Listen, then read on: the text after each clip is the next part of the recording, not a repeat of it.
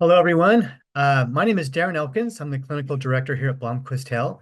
I am, by background, a licensed marriage and family therapist, and today that comes into play because the thing that drove me and made me interested in this profession was my desire to help families, help marriages, and help families work through the struggles that they have.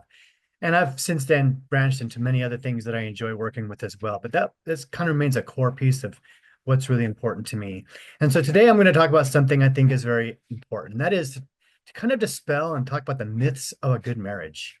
I think one of the most problematic things we can do for our marriage early is to set us up on a path where we expect unhealthy things or unrealistic things about a marriage. So I want to talk about what a few of those things could be. And maybe you're already down that path and you're already suffering from some of those expectations that have caused you problems. And let's talk about how we can overcome that. So some of those myths include one of them, I think I see one of the most is when I ask people what brings them to this counseling or what is the problem in their marriage, they'll say it's communication. Our problem is communication. And I'm not discounting how important communication is, but I think we overplay communication. We assume because that's where we have some of our most emotionally troubling experiences is when we're trying to talk about our problems. We assume that's where the problem exists, right? But actually, a lot of studies on this prove that whether a communication is successful or not isn't so much about your skills or your background and all the other things. It's that have to do with communication itself. It's more about the goodwill going into the conversation. So sometimes when a relationship starts to break down or you're having problems, you avoid each other and you only talk about hard things. And that's actually the opposite of what works because it's the attribution of goodwill. It's the good things. It's the pizza together and the fun times and the things that we do outside of before it comes to that conflict that can really define a relationship. Another myth is that common interests are the most important thing and they keep you together. And that is true that it's nice to have things in common. It's hard to talk about, and have communication and feel like you're getting along if you have nothing in common. However, that's overplayed. What's more important than having common interests is in mutual appreciation for each other's interests and exploring them together. So, for example, maybe I don't love the ballet like my wife does, but it means a lot to her when, in spite of that, I take an interest because of her in going to the ballet and seeing her joy of it. And one of the most important things underneath this common interest thing is the desire to influence each other. It's right at the top of what's important for couples. In other words, that you may not love sports like I do, but the fact that you'll sit down and ask me about it and talk with me about it, and even sometimes, maybe sometimes get into it a little bit with me, that actually can build a relationship and make it stronger.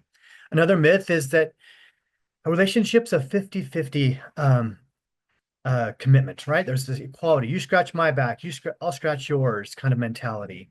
And while that seems like logically to make sense, and we don't want to have inequity in relationships, the mentality of equality in that regard actually can be very hard because who's the scorekeeper, right? How do we decide what 50-50 is, and how possible is it even to stay at that ratio? A more healthy perspective is to have this I'm looking out for you mentality. I'm going to give you 100% of me and try my best to make you happy.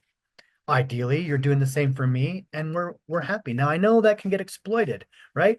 If someone's got kind of that mentality and they feel like their partner is constantly in a taking mentality, like, "Oh, I'm glad you're always looking out for me and I benefit from that," then you can have a problem. And that's something you need to talk through. But that doesn't mean that the solution is to seek a 50-50 kind of relationship. Another one is to avoid conflict in your marriage. That conflict will ruin your marriage. And coupled with that, as another myth, is that having conflict will ruin your marriage. So avoiding conflict and having conflict both are not true. It's how we have conflict, right? Not having no conflict could mean you've disconnected, you're stonewalling, and you have no emotional connection anymore. Um, Having too much conflict obviously is a problem too, and results in a lot of lack of trust and being able to feel close and intimate with each other. So it's really the key is in how you have those conversations, and that a little conflict is important actually to help. Yeah, it's been said that if two people are always agreeing, one of them is not telling the truth, right?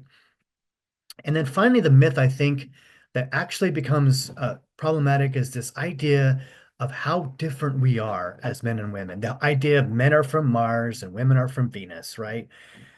It's proven that in our brain development and our even our social, it's about 10% difference. And that 10% can feel like a lot, right? It can feel like a lot of difference, but it means we're still 90% the same.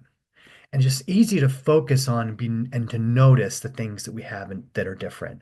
So what do we do about that? One, we recognize and celebrate what we have in common and build on that. There's so much more that we have in common. Then we think back on your dating days. You seem to think, oh man, look all these things we have in common. And then you fast forward and you think, man, you don't have anything in common. Is that because you changed? Maybe a little bit. Or is it more because you just stopped paying attention to the things that you have in common don't get your attention anymore, right? You just take those for granted.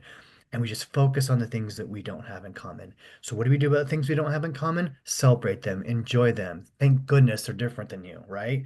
And learn to accept and love the things that make them different.